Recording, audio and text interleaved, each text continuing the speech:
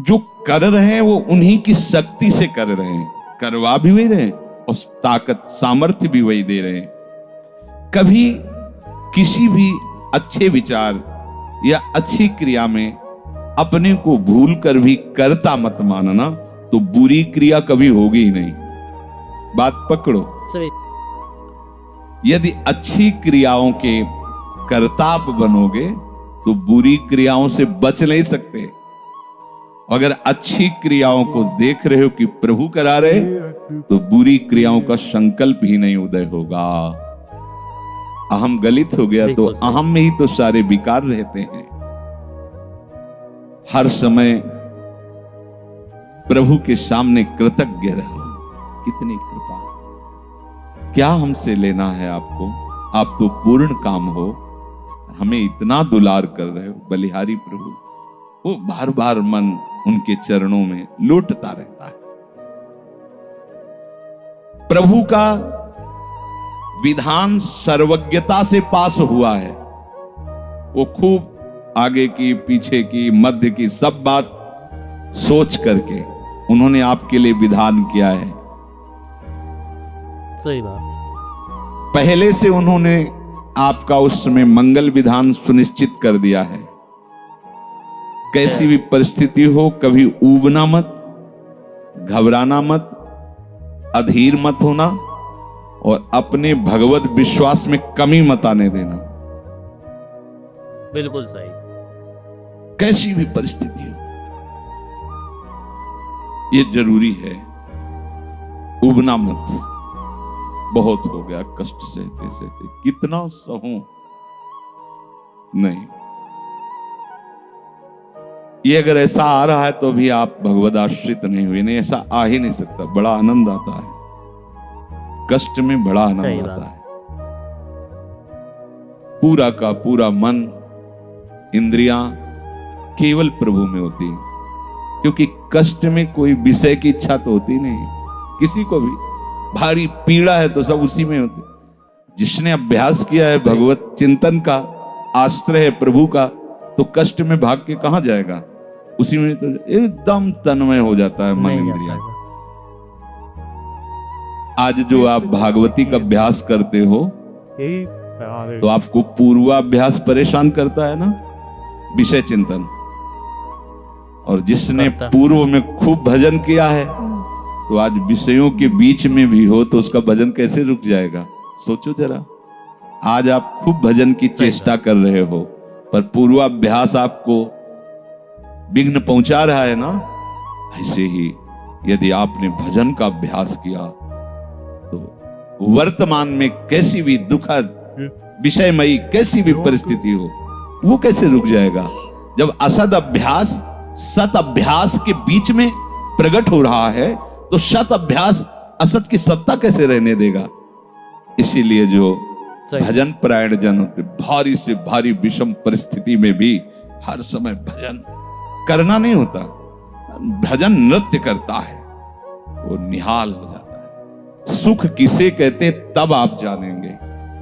सुख का परिचय तब आप जानेंगे जब इतना भरोसा हो कि कैसी भी परिस्थिति हो, उबना नहीं, घबराना नहीं, अधीर मत होना और विश्वास में कमी मत आने देना।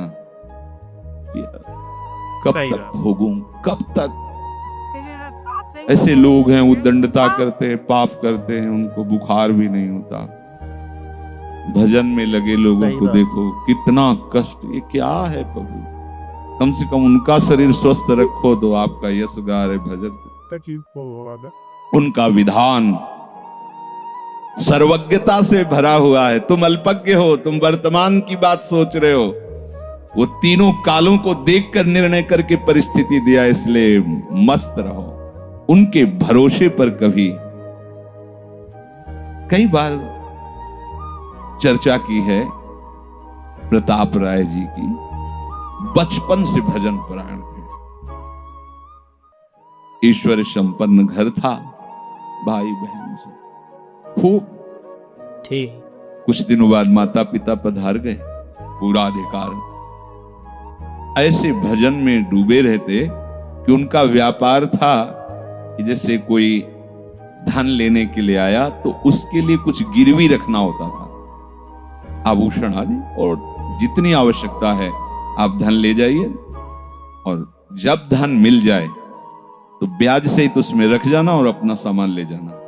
एक बक्सा रखा रहता था और वो आप माला लिए हर समय भजन करते रहे। बड़े वास्तविक आंतरिक वृत्ति से प्रभु में लगे थे, पर उनकी कुल परंपरा का ये व्यापार था। जैसे सदन जी की कुल परंपरा तो कुछ गृहस्थ ऐसे महापुरुष जो अपने, भगवान भी कहते पर धर्मो भयावहा सुधर्मो निधनो श्रेया, पर धर्म, वो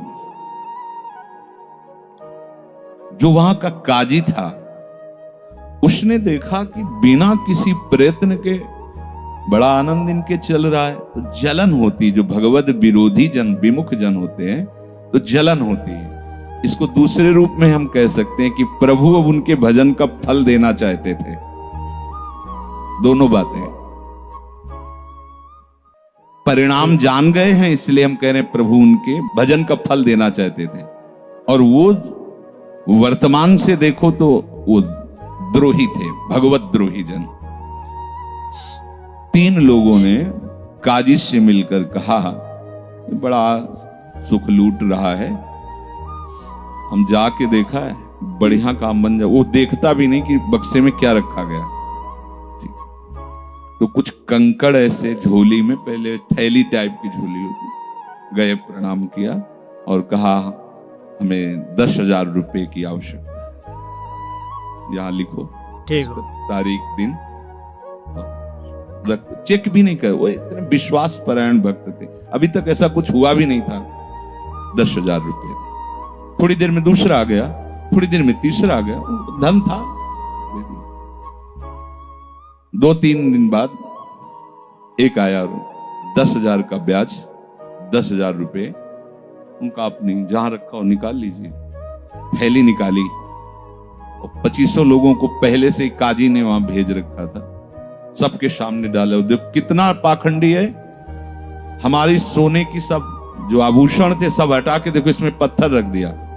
और वो तले दूसरा आ गया, प्रताप राय जी आपसे ये 10,000 रुपए, ये आपका ब्याज का पैसा। उसे अरे हाँ मेरे भी स्वर्ण, तीसरा है। फिर अब तो जितने गांव वाले थे जो श्रद्धा करते थे कि भक्त है, बड़ा उनका सम्मान था, सब उनके मुंह पे निंदा करने लगे। तिलक लगाए बैठे हो, कंठी बांधे हो, नाम जप करते, तुम्हें शर्म नहीं आती? तभी हम लोग सोचते थे कि कुछ करते हो, नहीं इतना माला माल हो रहे हो, ऐसी बेईमानी तुम करते हो। काजी आ गया, उसने कहा तुम रिपोर्ट लिखाओ। रिपोर्ट लिखाई गई, बादशाह के पास रिपोर्ट पहुंचाया गई। उन्होंने कहा ऐसे पाखंडी को बंदी बना लिया जाए, सारी संपत्ति जब्त कर ली जाए। प्रताप राय जी ने जब सुना, अवाक, मतलब पत्नी से कहा कि ठाकुर जी की सेवा में बाधा ना पहुंचे, तुम ठाकुर जी को लो, पीछे के मार्ग से निकल जाओ, कुछ भोग सामग्री आभूषण और ठाकुर जी को लेके चले जाओ। पत्नी ने ऐसा किया, साफ एक बर्तन भी नहीं रहने दिया और उनको हथकड़ी डाल करके जेल में पहुंचा दिया। सब लूट लिया, सब नष्ट भ्रष्ट कर दिया। अब आप देखते जाओ। जब वहां पहुंचे तो जो विरोधी जन थे तो उन्होंने कहा कि ठाकुर के बहुत से आभूषण, बड़ी महंगी मूर्ति इनकी ठाकुर की, इनकी पत्नी, उसको तो आपने बंदी नहीं बनाया। सरकारी सैनिकों ने खोज की तो अपने मायके चली गई थी, वहां से उनको बंदी बनाया। ठाकुर जी को ला करके जहां धन का स्टॉक था वहां रख दिया, आभूषण सब उनके, दोनों को एक हथकड़ी बेड़ी डाल। वो ठाकुर जी से एकांत में जेल में कहने लगे कि ये सब लीला तो हमें बर्दाश्त है, लेकिन आप जो हमारे प्राणनाथ हैं, आपको बंद कर दिया गया, भोग नहीं लगेगा, आरती नहीं होगी, आपको शयन नहीं करे, ये हमसे बर्दाश्त नहीं होता। प्राण हमारे ले लो, हम आपकी सेवा के बिना नहीं रह सकते। मुझे ये जो कुछ किया इस तो बर्दाश्त है, पर आप हमारे पास नहीं, आपकी सेवा नहीं, और जीवन भर कुल परंपरा से आपकी सेवा होती, नाथ ये मुझसे बर्दाश्त नहीं। विकल होकर के रोए। तो वहीं गलबैया दिए प्रिया प्रीतम जेल में ही प्रकट हो गए, निहाल कर दिया। आगे जो बड़ा चरित्र है, हम ये बताना चाहते हैं कि देखने में तो हमें लगा कि देखो ऐसे महान भक्त के जीवन में कैसी परिस्थिति आई, पर परिणाम देखकर हम ये कह सकते हैं कि ये फल वृत्ति आई, पूरे जीवन के भजन का फल कि सच्चिदानंद प्रभु का साक्षात दर्शन, साक्षात ऐसी महान स्थिति आगे उनकी वर्णन है। या कह रहे कि ऊबो मत, घबराओ मत, अधीर मत हो, विश्वास में कमी मत होने दो। अब प्रभु ने क्या देखा कि इसे ना संपत्ति के हरण का दुख है और ना इसे किसी सम्मान नष्ट का, पूरे जीवन भर सम्मानित रहे, गांव के सब भगत जी हैं, सब मिटिया मेट हो गया, इस बात का कोई दुख नहीं, केवल मेरी सेवा का सुख। आगे चरित्र में आता है फिर उन्होंने जो लीला की कि बादशाह चरणों में झुका, पूरी समाज के सामने उन तीनों ने स्वीकार किया मैंने कपट किया, फिर जय जयकार। ये तो उनके एक मिनट का काम होता है, ये उनका है। तिनके को ब्रह्मा बना देना, ब्रह्मा को तिनका बना देना, ये उनका तो खिलवाड़ होता है। इसलिए कभी विश्वास कम मत करना, क्योंकि ऐसी परिस्थिति आ सकती है कि आपको लगेगा कि अगर भगवान होता, मान लो वहीं थोड़ा सा नकारात्मक सोच कर ली जाए, कैसा क्या जीवन भर आपसे प्यार करके भजन, इतनी भारी बेइज्जती, ऐसा ऐसा। भक्त अगर ऐसा चिंतन करता है तो शरणागति नहीं, क्योंकि शरणागति में विपरीत चिंतन की जगह नहीं होती, शरणागति में संशय नहीं होता। उसकी कृपा के असंख्य रूप हैं, वो आवश्यकता अनुसार जब जहां जैसे चाहेगी वैसा रूप रख लेगी। और आप शरणागत हैं तो आपके लिए अब कृपा के सिवा कोई दूसरा होगा नहीं। बैठा ली हृदय में, आप प्रभु के शरणागत हैं, अब आप पर कृपा ही कृपा होगी। पर लिखा हुआ कि कृपा असंख्य रूप धारण कर सकती है, कोई भी रूप उसका हो सकता है। अब आदर करना, अब आपके जीवन में केवल कृपा होगी, शरणागत है पर उसका आदर करना। प्रभु के कृपा में, विधान में जो संदेह कर बैठता है, विरुद्ध चिंतन कर लेता है, तो उसको कृपा छोड़ती नहीं है, उसके लिए कृपा भयानक रूप धारण करती है और घेर करके उसको कृपा सिंधु से मिला देती है। और जो हृदय की निर्मलता से, विश्वास से, प्रेम पूर्वक सराहता रहता है, वाह अपना मानकर दंड दिया, बहुत अच्छा किया आपने, जो जो किया ना बहुत अच्छा किया प्रभु। अब लगता है कि आपने मुझे स्वीकार कर लिया, क्योंकि आप कुछ भी करने में अब हिचकते नहीं है, हमसे पूछने की जरूरत नहीं है, आप जो जो कर रहे बहुत। उसके लिए कृपा बहुत मृदु और शांत होकर प्रकाश रूप से उदित होती है और प्रभु के पास पहुंचा देती है। कृपा बख्शेगी नहीं, आप शरणागत हो, अगर ज्यादा चतुराई करोगे तो भयानक रूप धारण कर लेगी। अब तुम्हें जाना ही है प्रभु के पास, अगर सुलझोगे तो शांत सौम्य होते हुए आपको पहुंचा देगी। तुम विश्वास करो, इसी विश्वास से तुम्हें भगवत दृष्टि प्राप्त होने वाली है। कल हम कुछ उपासकों से बात कर रहे थे कि भैया ऐसा मत समझो कि अमुक समय तक साधना करने पर सिद्धार्थ अवस्था आती, नहीं, अभी समझ ठीक कर लो, अभी सिद्ध हो जाओगे। अभी ये साधना से नहीं होता, ये समझ से होता है। आपकी समझ ठीक हो गई, अभी वही आचरण आने लगेंगे जो सिद्धों में आचरण। हम लोगों के दिमाग में बैठा हुआ 12 वर्ष 18 वर्ष ऐसा वैसा, 12 जन्म में भी बात नहीं बनने वाली, और 12 मिनट भी बहुत होते हैं। समझ जाओ, जैसे कोई कहे ऐसे ही बोल रहे हो। आपके पास कोई उदाहरण है? भागवत में 11 स्कंद में तितिक्षु ब्राह्मण का चरित्र पढ़ लो, और ये भगवान श्री कृष्णचंद्र जो उद्धव को उसका चरित्र सुना रहे, मतलब उसका यश गान कर रहे हैं। और वो खुद कह रहा है कि मैंने जीवन में कभी कोई साधन भजन की बात जाने तो धर्म नहीं किया। हुआ क्या? कृपा उदित हुई, सर्वनाश का खेल हुआ और उसकी एकदम समझ ठीक हो गई। समझ पढ़ लेना उसकी। जिनके लिए मैंने पूरा जीवन, वो मुझे त्याग रहे। जिस धन को ना मैंने प्रयोग किया ना किसी को करने दिया, उसका अपहरण हो गया। जिस शरीर को मैं माना वो बुढ़ापे में जा रहा है। ये हो क्या रहा है? समझ ठीक हुई, उसी समय वो ऐसी स्थिति का महापुरुष हो गया कि भगवान उसका यशगार। बोलो क्या साधना? समझ। रत्नावती जी ने क्या साधना की? दासी ने जब बताया तो हिमालय में जाके उन्होंने पद्मासन लगा के कोई साधना की क्या? दासी ने बताया कि सबका प्रीतम परम सुंदर करुणामय बिहारी जो है, बस समझ पकड़ लिया बिहारी। और महान सिद्ध अपने लोग ऐसी धारणा बनाए हुए कि धीरे धीरे विषय छूटेगा, कामनाएं छूटेंगी, इतने वर्ष कम से कम, ऐसा वैसा कुछ नहीं।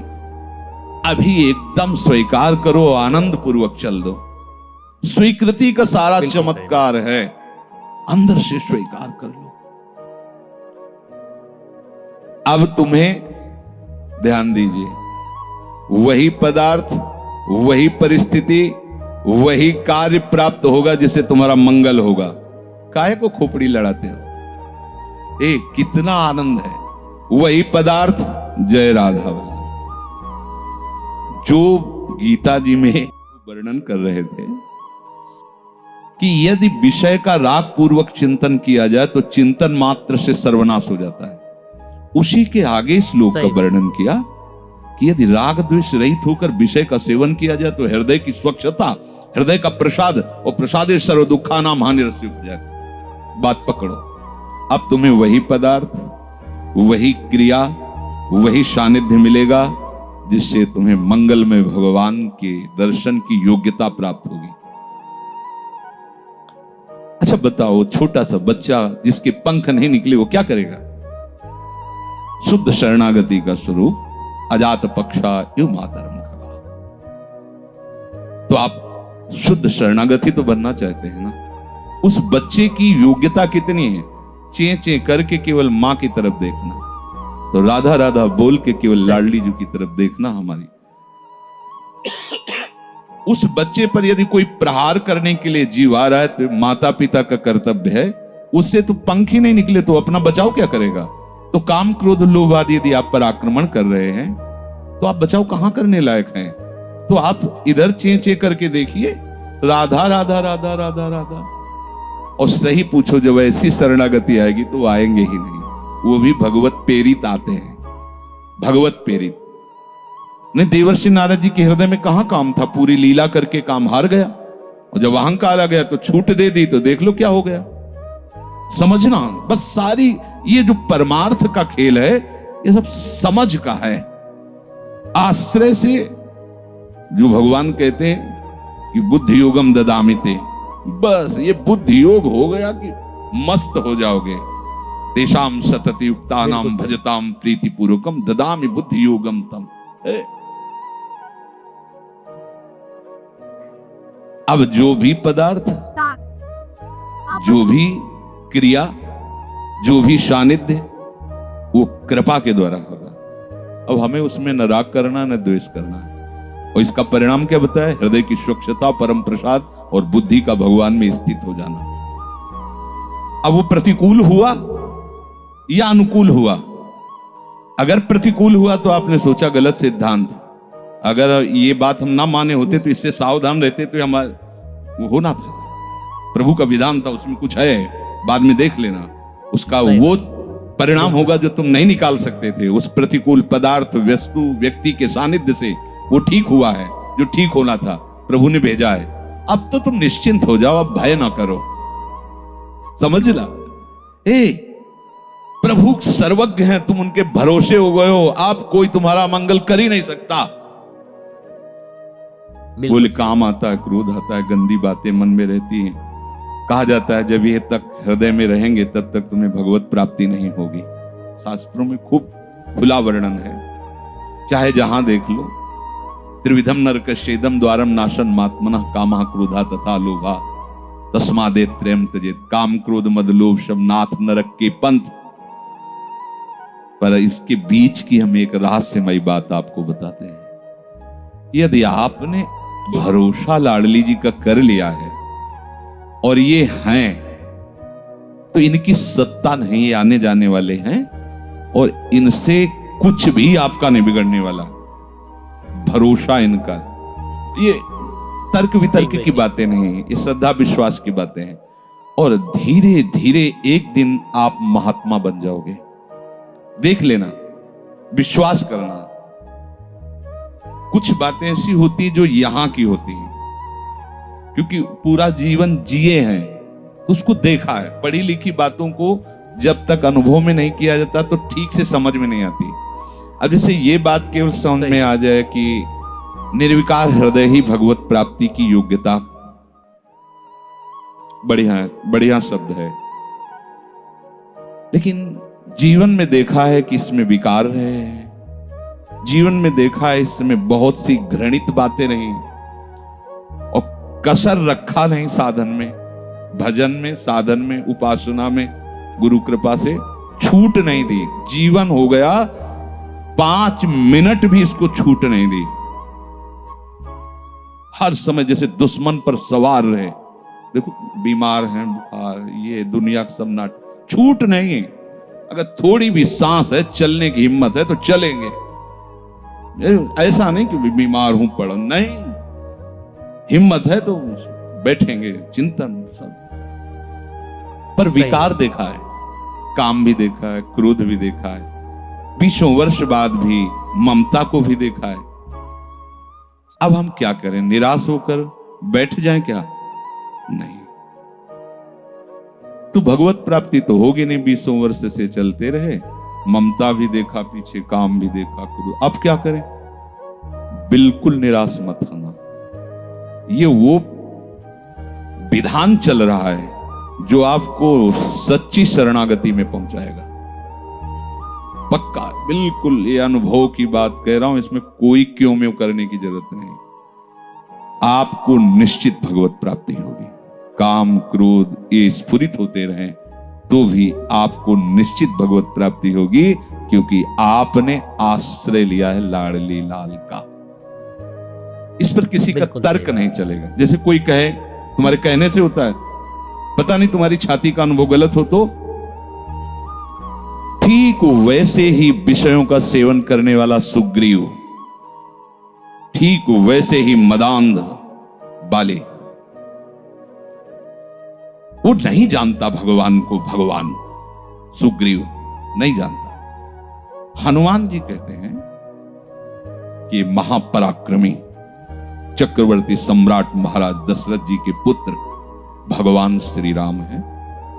इनसे मित्रता कर लो तो तुम बाली के भय से क्या, कोई भी तुम्हें भयभीत नहीं, काल भी भयभीत नहीं कर सकता।